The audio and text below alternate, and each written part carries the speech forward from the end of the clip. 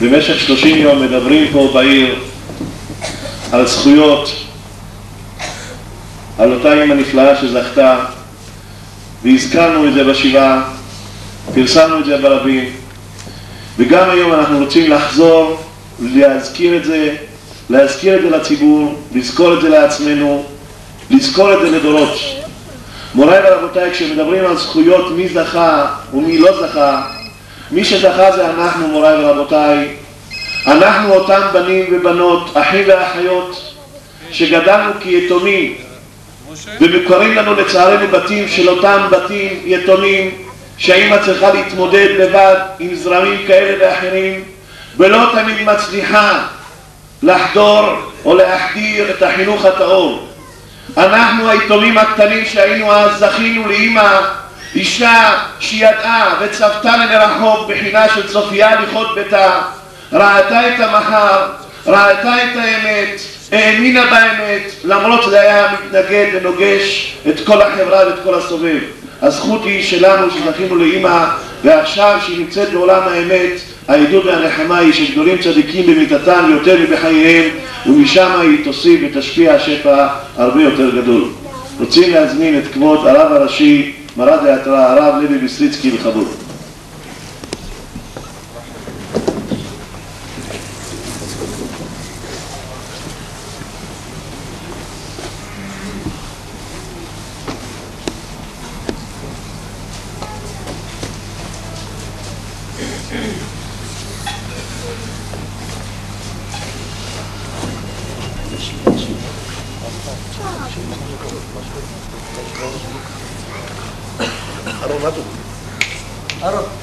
ראיין הרב בזק,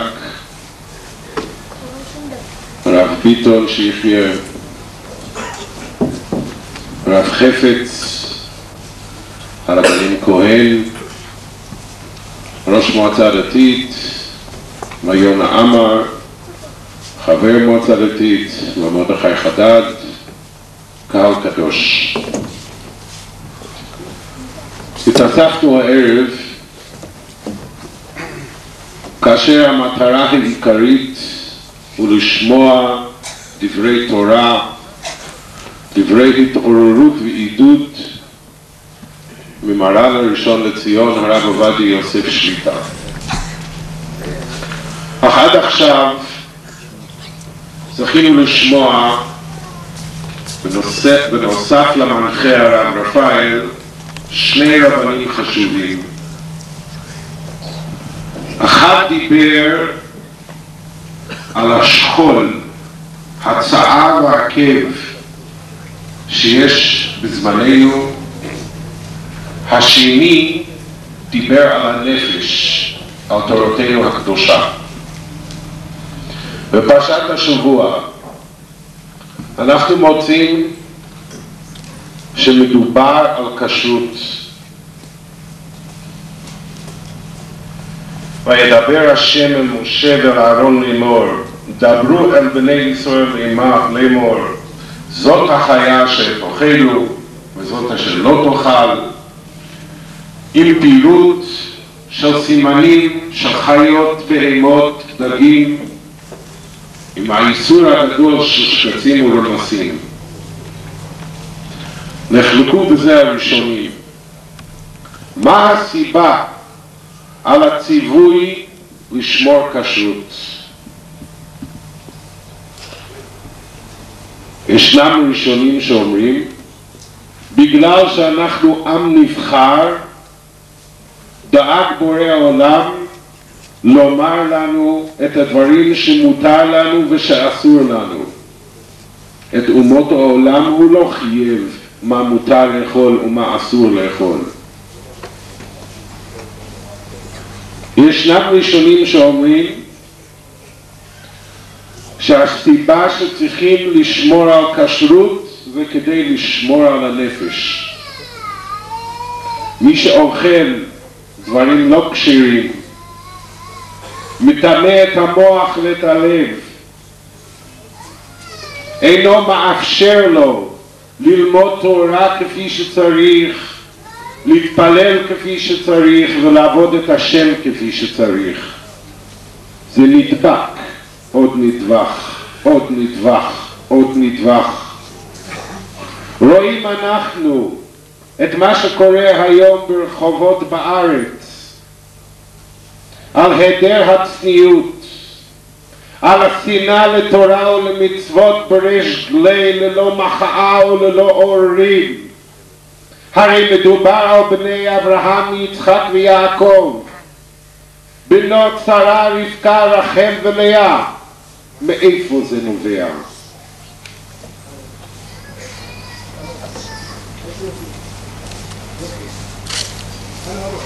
מאיפה נובע התנהגות כזאת? אומר הראשונים, כאשר לא שומרים על כשרות כהלכה, מאבדים את הקשר, זה מטמטם את המוח, מטמטם את הלב, לא מרגישים בכלל שיש בורא עולם שהוא מנהיג את העולם הזה, לא מתביישים, הולכים חשופים, ללא צניעות, ללא דין וחשבון, לא רק לפני בורא עולם, אלא אין דין וחשבון גם לפני בן אדם לחברו, לא מתביישים.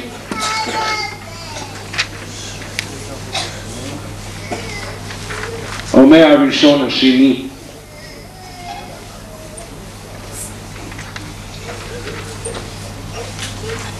נושא של כשרות זה נושא של בריאות. זו דעתו של הרמב"ם הקדוש. מי שאינו שומר על כשרות חסר לו בבריאות. הגוף צריך לחיות ממשהו. איך אפשר להזין את הגוף בדברים שאינם כשרים, או כפי שאומרים היום, בדברים שאינם כשרים למהדרין, דברים שאין עליהם מחלוקת. תראו בעצמכם, שכואב למישהו שיניים, הולך לרופא שיניים, אומר לו, אתה חייב לקחת אנטיביוטיקה. היום עם חוק הבריאות משלמים הרבה כסף, עבור התרופות, הולך הביתה, פותח את הארון, הנה יש לי תרופה. מסתכל על התאריך ורואה פג התאריך, כבר עבר התאריך. האם הוא ייקח את האנטיביוטיקה? לא. הוא מרגיש את הכאב ואת המחוב, הוא יודע שזה התרופה שלו, והוא לא מוכן להסתפק ב-80%, אולי זה יעבוד. הוא רוצה את 100%. בגלל שהוא מבין שזה התרופה שלו, בזה הוא יתרפא.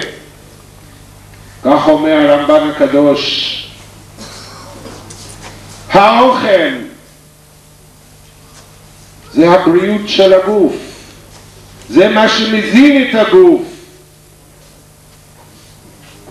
מי ששומר על כשרות כהלכתה, הוא מקפיד בכשרות, ואינו אוכל כשרות שאינו כשר למהדרין, כמו האנטיביוטיקה שלא פג תאריכה. הוא אשר זוכה ויזכה לבריאות. אני תמיד אומר, אנשים כמו הנפטרת, שבמרוקו שלא היה להם לא בד"צים ולא בג"צים, שמרו במסירות נפש על כשרות,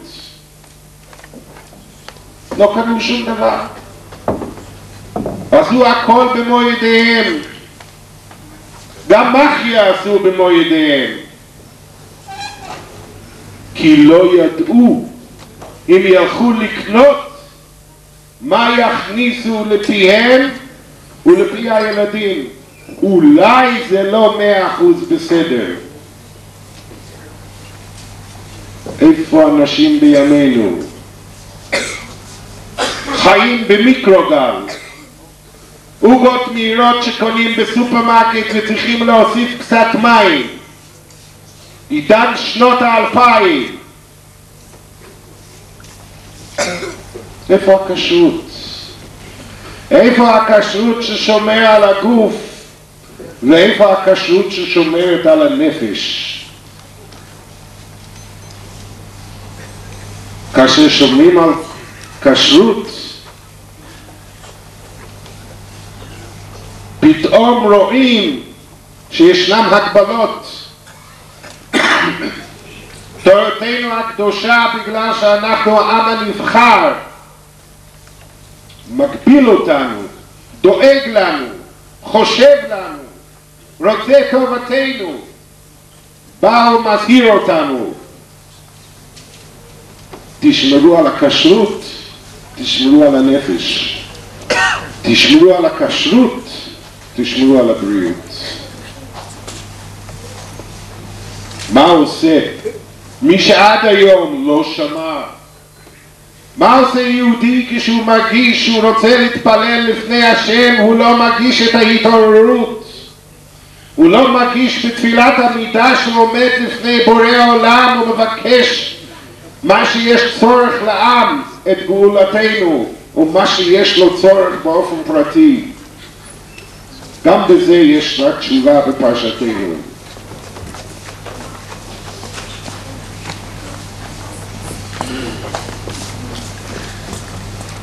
אל תשקצו את נפשותיכם בכל השרץ השורץ, ולא תטעמו בהם.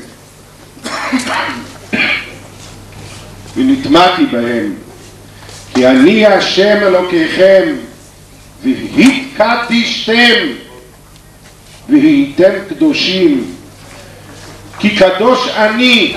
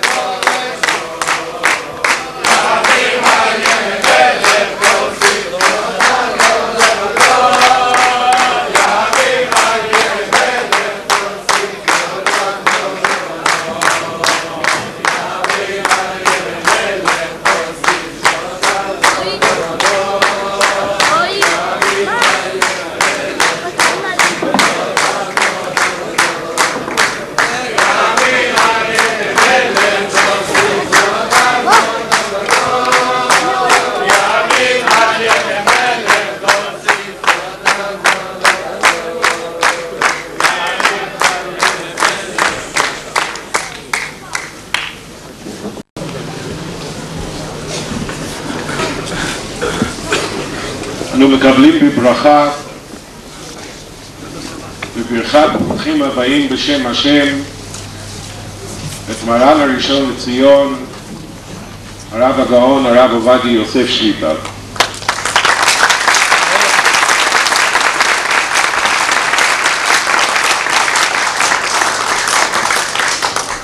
בערבית אומרים, הכל מכתוב.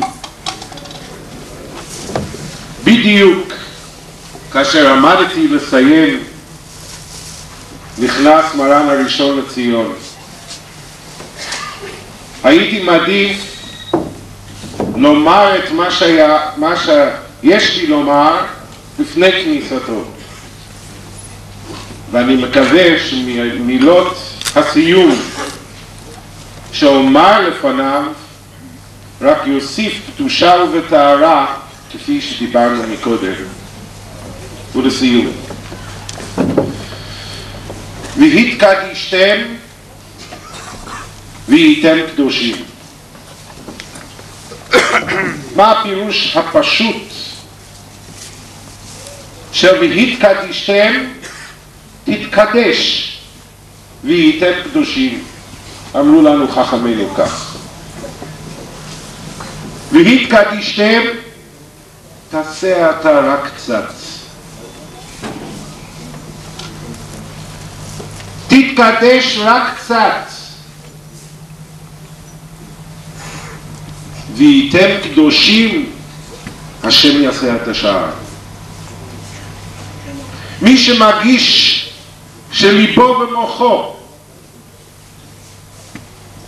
סגורים, טמטום המוח והלב, כל מה שהוא משקיע לא מגיש את האור. והתקדשתם, תתקדשו קצת, ובורא עולם יעשה את השאר.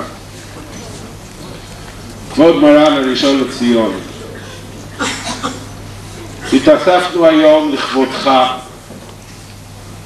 במקום שבעבר היה קולנוע וכעת הוא שישי חי.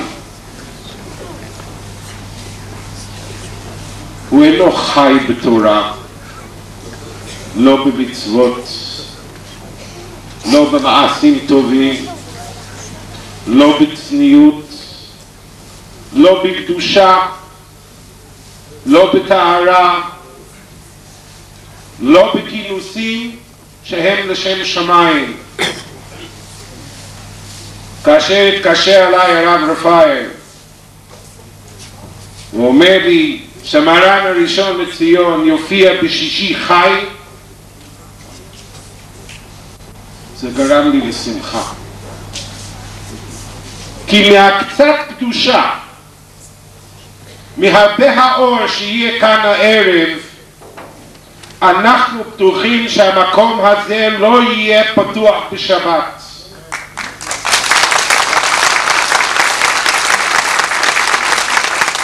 נוכחות הראשון לציון כאן היום אינו רק לכבוד המשפחה או לכבוד המנוחה, היא לכבוד העיר. היא תוסיף קדושה וטהרה במקום הזה ובעיר כולה. אבל כבוד הרב, אני משוכנע שמרב יפגוש הערב בעל הבית ויברך אותו באופן אישי.